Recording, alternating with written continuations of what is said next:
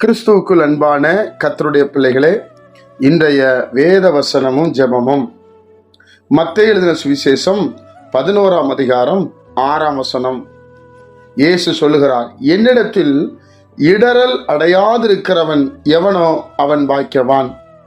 இயேசு கிறிஸ்துவிடத்துல இயேசு கிறிஸ்துவை பார்த்து எவன் இடறல் அடையாதிருக்கிறானோ, இடறுகிறவன் பாக்கியவான் அல்ல, இடறல் அடையாதிருக்கிறவன். அதாவது கர்த்தருடைய பிள்ளைகளே, நிறைய நேரத்தில் நம்மளுக்கு நிறைய கேள்விகள் இருக்கும். புறமதஸ்தார் மற்ற ஜனங்கள் கேட்கிற கேள்விகள் இருக்கும். சில இடத்துல இயேசு பற்றி சொல்லும்போது முதல்ல அவரை காப்பாற்றிக்க சொல்லுங்க என்று சொல்லுவார்கள். அப்பொழுது நாம் இடறக்கூடாது. இன்னொன்று, கண்ணியின் வயிற்றில் எப்படி குழந்தை பிறக்க முடியும், கற்பம் தரிக்க முடியும்? அறிவுபூர்வமாக அது இல்லை. அறிவுக்கு அப்பாற்பட்ட விதத்திலே ஆவியானவர் நமக்கு எழுதி வைத்திருக்கிறார். இது வரலாறு, சரித்திரம். இயேசு கன்னியின் வயிற்றில் பிறந்தது உண்மை என்று வரலாறு கூறுகிறது.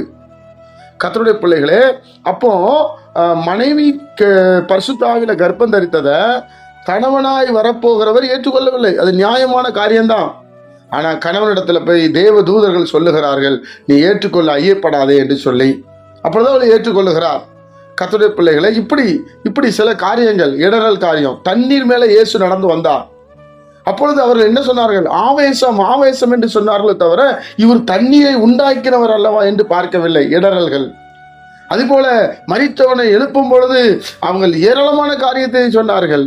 கை சூம்பினனை சுகமாக்கும் போது ஏராளமான காரியத்தை சொன்னார்கள். தேவனுடைய பிள்ளைகளே, யோவான் ஸ்நானகன் வெட்டுக்கிளியும் காட்டு தேனும் சாப்பிட்டாரு. அவனை பார்த்து மக்கள் என்ன சொன்னாங்கன்னு சொன்னா, பிசாசு பிடித்தவன் சொன்னாங்க. இயேசு கிறிஸ்து சாப்பிட மனுஷகுமாரனா உணவு அருந்துகிறவராய் காணப்பட்டார். அவரை பார்த்து சொன்னாங்க போஜன பிரியன்னாங்க. இந்த உலக மனிதர்களுக்காக நீங்க வாழ முடியாது. அதனாலதான் இயேசு கிறிஸ்துவின் நிமித்தம் இடரல் அடையாதீங்க. அவர் செய்வது எல்லாமே சரியான காரியங்கள். தேவனுடைய குமாரன், பிதாவாகிய தேவன் தம்முடைய ஒரே பேரான இந்த பூமிக்கு அனுப்பினார். அவர் தான் இயேசு கிறிஸ்து. அதை நாம் விசுவாசிக்க வேண்டும். கடவுளுக்கு ரூபம் கிடையாதுங்க. இவர் ரூபமா வந்திருக்காரு. இடரல் அடையக்கூடாது. அப்படி இருந்தீங்கன்னா நீங்க ஆசீர்வதிக்கப்பட்டீர்கள். பைபிள் அப்படிதான் சொல்லுது, என்னை நம்புகிறவர்கள் ஆசீர்வதிக்கப்படுவார்கள், என்னை விரும்புகிறவர்கள், என்னை ஏற்றுக்கொள்கிறவர்கள் ஆசீர்வதிக்கப்பட்டவர்கள் என்று கர்த்தர் எழுதுகிறார். நீங்க கர்த்தரை கண்மூடித்தனமா விசுவாசிங்க, காணாததை விசுவாசிங்க. இந்த உலக அறிவு சொல்றபடி கேட்காதீங்க. அறிவுக்கு அப்பாற்பட்ட தேவன் நம் தேவன். தேவன் நமக்காக செய்து வச்சதை கண் காணவும் இல்லை, காது கேட்கவும் இல்லை.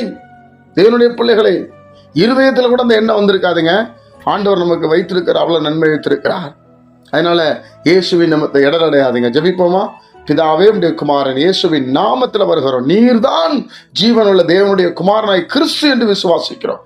கேட்கிற மக்களை ஆசீர்வதியும், வெளிப்படுத்தும். இயேசுவின் மூலம் ஜெபிக்கிற பிதாவே, ஆமென்.